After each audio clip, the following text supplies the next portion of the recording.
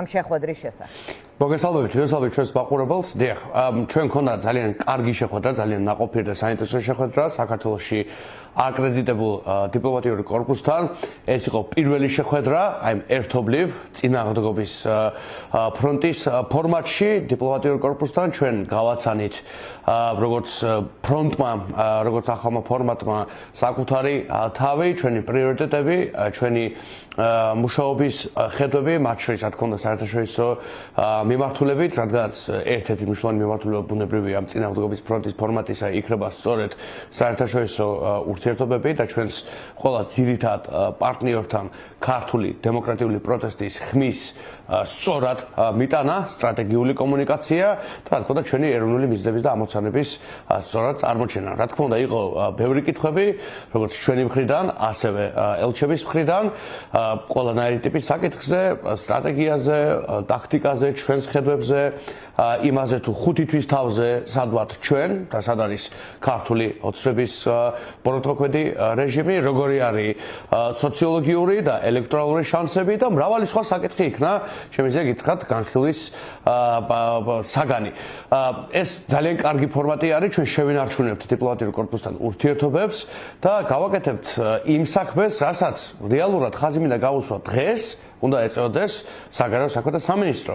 მაგრამ საგარეო საქმეთა სამინისტრო აღარ არსებობს და თუ კი რაიმე ფორმალური იყო დარჩენილი, თუნდაც სახელების დონეზე ჩვენ ვნახეთ, რომ ეგრეთ წოდებული მინისტრის ერთი ბრძანებით მოხდა ისეთი ტიპის არნახული მასშტაბის რესტრუქტურიზაცია, აი 12 წლის განმავლობაში ჯერ რომ არ ყოფილა, რომელიც რეალურად ფუნდამენტურად ცვლის საგარეო საქმეთა სამინისტროს შინაარს, მიზანს, ამბიციებს და მთელ სტრუქტურულ მთლიანობას. მაგალითისთვის გაუქმდა და მე დღეს ამას ბრიფინგიდანაც გამოვხმაურე, გაუქმებული არის ევროატლანტიკური ინტეგრაციის დირექტორატი არის გაუქმებული, რაც არის პირდაპირი ყველაზე პირდაპირი მე ვიტყოდი აღიარება იმისა, რომ ევროატლანტიკური ინტეგრაცია უკვე ფორმალურად დეკლარირებულადაც კი, სტრუქტურის დონეზეც კი აღარ არის ამ საგარეო საქმეთა სამინისტროს პრიორიტეტი, საქმით რო არ იყო და ყველაფერს საპირისპიროს აკეთებდნენ, ეს ყველა ჩვენ მსმენელმა ძალიან კარგად იცის, არ შევახსენებ, არ ჭირდება არავის, მაგრამ უკვე ფორმალურადაც კი,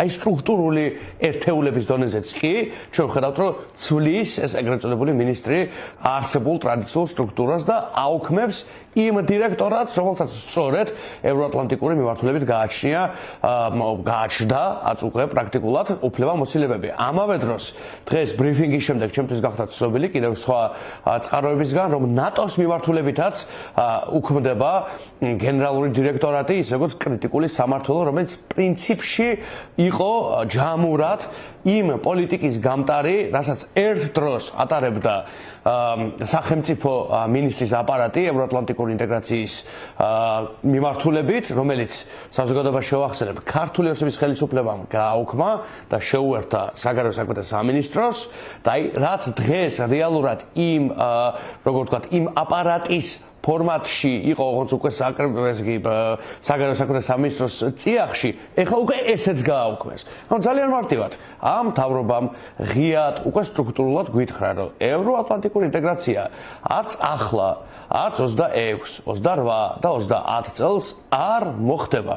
აი მინდა დავმარცლო და ყველას ვუთხრა, აი ამაში ჩანს ის, რომ არც 2030 წელს და არც არასოდეს მანამ სანამ და თუ კი ეს აღმასრულებელი მთავრობა ეყოლება საქართველოს, ჩვენ არ გვიწერია არავითარი ევროატლანტიკური ინტეგრაცია, არც ნატოსთან დაახლოება, არც მეტი მშვიდობა, არც მეტი უსაფრთხოება და არც სამწუხაროდ იმ ეკონომიკური შანსების გამოყენება, რომელმაც თითოეული ქართველის ცხოვრება უნდა გააუმჯობესოს და წასწიოს წინ.